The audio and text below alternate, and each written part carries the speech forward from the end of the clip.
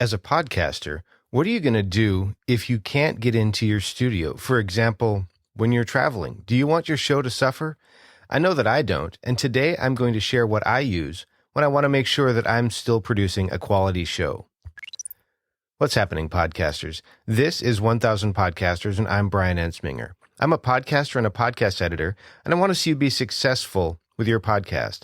This episode is part of the 30-day solo podcast challenge over at bigpodcast.com, as well as National Podcast Post Month.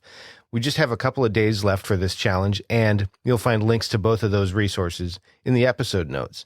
As a podcaster, you may not always be able to record in your studio, even if your studio is the kitchen. So what are you going to do when you're traveling or on vacation? That's really relevant today.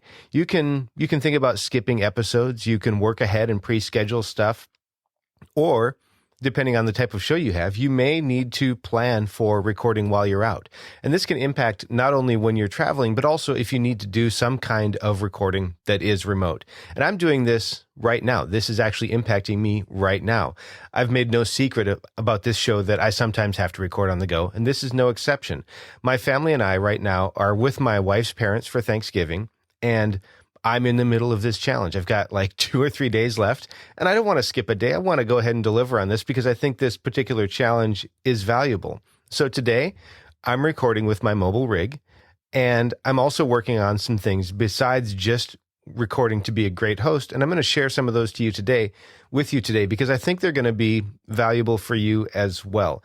So what's going on right now? I'm in the middle of this challenge, and I'm recording on the go.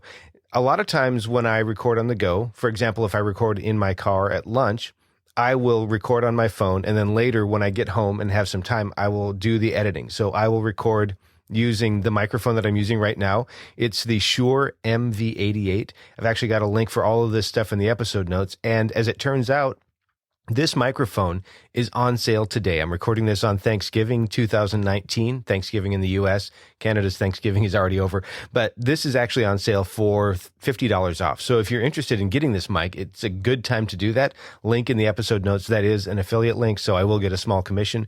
But this is the microphone that I use, and you can hear right now exactly the quality that I'm getting out of this.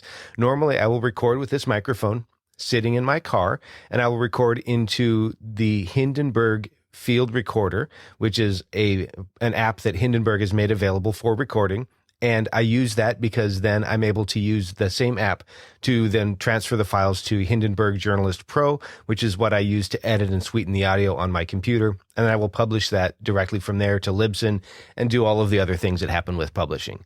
But I want to continue to work on this because sometimes I may not have time to go and edit it in Hindenburg Journalist Pro, but I don't want the audio quality to suffer. And I feel like sometimes if I go straight mobile only, so record, edit, publish everything straight from my phone, I feel like I'm not quite getting there. So I've been tweaking this, and I'm going to share the workflow that I have and then some of the things that I've been tweaking. So today I'm recording using the Shure MV88, the same microphone, plugged right into my iPhone, and I'm recording in Backpack Studio.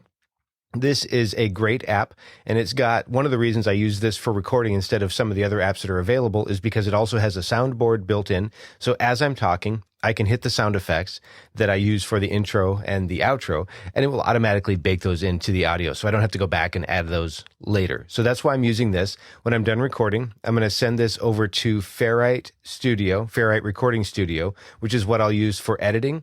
I may not have any sections to edit out in terms of content editing. We'll see how well I do on delivery. But whether I do that or not, I will use then Ferrite to apply some compression and equalization. And this is where I've been tweaking recently because I feel like I'm not getting quite the same result when I edit on my phone as compared to when I either record in my studio using my regular microphone or when I record on the go and then do the final editing in my studio. So I've been tweaking that. I'm not quite sure that I've got it dialed in, but I'm hoping that I do. And then when I'm done, that file will go to the Auphonic app, which will upload to Auphonic so that I can make sure that the final loudness and all of the final processing is great. And that will apply the identification information to the file. All of that stuff will happen on Auphonic. And then from there, it will automatically publish to Libsyn. Now, this might seem like a complex workflow.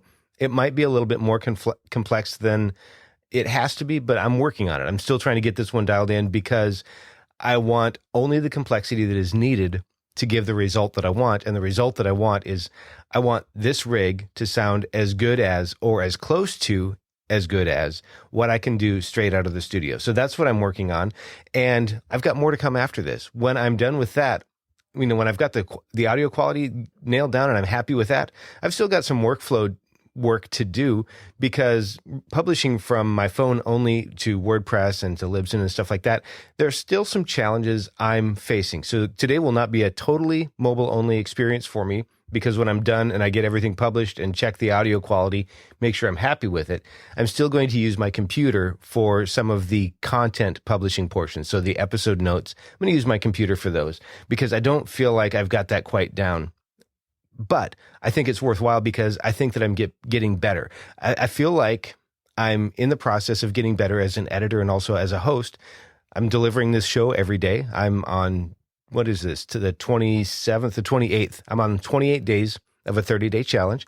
I feel like I'm getting better as a host. And I'm also in the process of training my ears and getting better with the tools so that I can deliver a more consistent result. So I think that I feel like I'm getting better, and I hope that these episodes over this last nearly a month have been valuable for you as well.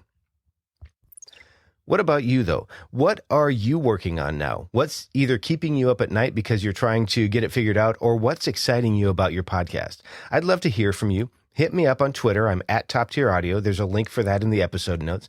And then let me know. I'd love to hear from you.